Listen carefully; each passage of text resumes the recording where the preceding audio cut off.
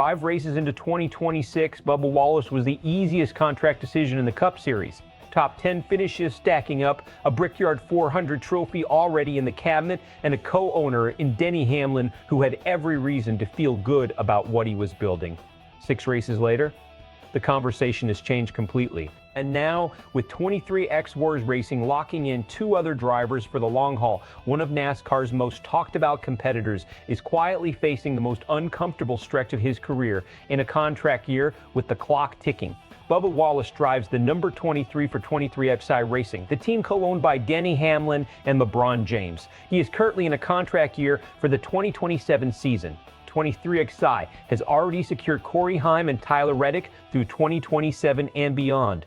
Fox Sports insider Bubba Wallace says he expects Wallace back next year, but there is no extension on the table and no public indication one is being negotiated. The numbers tell the story. Through 5 races, Wallace was averaging a top 10 caliber finish. Over the last 6, he ranks 29th across the field. 4 straight finishes of 20th or worse, 34 points across 3 races. A chase contender turned into a bubble driver in less than 2 months. The backdrop here matters enormously. Wallace won the Brickyard 400, one of the most iconic events on the Cup calendar heading into this season. That is not a participation trophy. That is a legitimate marquee victory that silenced a lot of critics who had spent years questioning whether he belonged at this level. Going into 2026, the momentum felt real. Early results backed it up, and then the slide started. Now, here is the part that makes this genuinely complicated for 23XI. A chunk of this skid has not been Wallace's fault. The numb 23 has been collected in incidents caused by others. Wrecks not of his making have derailed multiple race days. In NASCAR, that matters. But it does not fully explain away 12 DNS over a 14-month span. At some point, regardless of origin, the pattern becomes the story.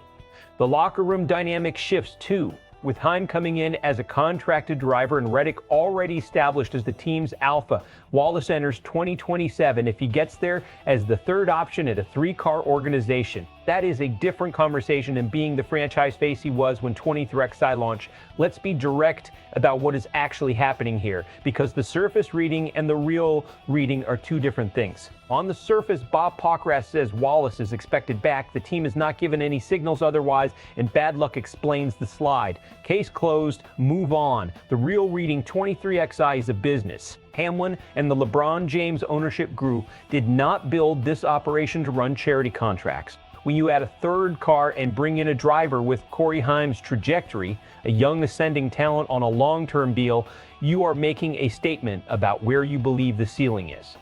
Wallace, meanwhile, is finishing races outside the top 20 at a rate that no contract negotiation can ignore forever. The strategic risk for 23XI is letting this drift. If they exercise the 2027 option and Wallace continues to underperform, they have a 3rd car situation where 2 of their drivers are pulling the team forward and 1 is becoming a liability. In the era of the NASCAR charter system and the financial weight that comes with it, every seat needs to produce. The risk on Wallace's side is equally real. A contract year with a downward trend is the worst possible combination. Every race from here forward is either rebuilding leverage or surrendering it. He does not have the luxury of riding out the rest of the season and hoping things improve. He needs results now, in the next handful of races, to change the framing before the off-season negotiations begin in earnest. I would expect him back.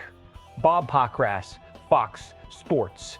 Note what that statement is and what it is not. It is an expectation. It is not a contract. It is not an extension. There is a meaningful difference. Is it smart for 23XI to keep Wallace? Probably for now. He is a known commodity, a marketable name, and a Brickyard winner. But smart does not mean permanent. The question is whether the second half of the season gives them a reason to extend that logic into 2028 and beyond, or whether it quietly opens the door to other conversations. Wallace has one of the most polarized fan bases in the sport. His supporters will point to the Brickyard win, the team's bad luck this stretch, and the legitimate external factors behind the DNF count. That argument is not without merit, and it will be made loudly. Critics who have never fully bought in will treat the last 6 races as confirmation of what they have always believed. That is the nature of covering Wallace. The noise around him has always been louder than the sport would prefer in both directions. The more measured media take, the one that actually matters, will focus on the gap between Wallace's floor and ceiling. When he is on, he is a legitimate chase contender. When he is off, the numbers crater. That inconsistency is the core issue, and it is the one that 23XY's leadership will be sitting with as the season progresses. Wallace strings together 4 or 5 strong results in the back half of the regular season, punches his way into the chase on points or by winning, and forces the extension conversation. A playoff run, even a short one, resets the narrative completely.